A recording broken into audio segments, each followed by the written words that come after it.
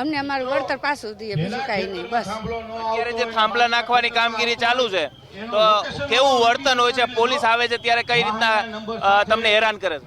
હેરાન કરે, મારે લાકડીએ તોકાવે, ટયરે ટોળાને ટયરે એવી રીતે. હા, તમારા ખેતરમાં આવે? ના અમારા ખેતરમાં ન હોય તો મારા ભાઈના ખેતરમાં. ઈ ભાઈ જ છે, અમારું જ છે બધું ગામનું. ઈ શેના માટે આંદોલન કરી રહ્યા છો? અમારા વીડી આવે રોલ આવીને એના માટે થાંભા આવે એટલે આજથી હમણાં ઉપવાસ શરૂ કર્યા છે, શું કહેશો?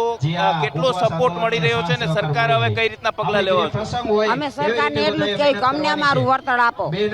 વીજળીના થાંભા આવે અમારે કેટલું નુકસાન થાય ખેતરમાં. સાહેબ, ખેતરમાં અમારે ખેતી કરવી અમારે મુશ્કેલ થાય.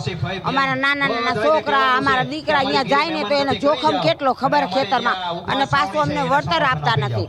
વળતર આપે ને તો અમે ખેડૂતના દીકરા દેવા તૈયાર છે, પણ એને વળતર તો દેવું નથી. નકર અડાણી ક્યાં સાહેબ ભૂખે મરે, આ ખેડૂતના ગચા દબાવે. એટલે અમે એમ જ કહી કે અમને અમારું વળતર આપો.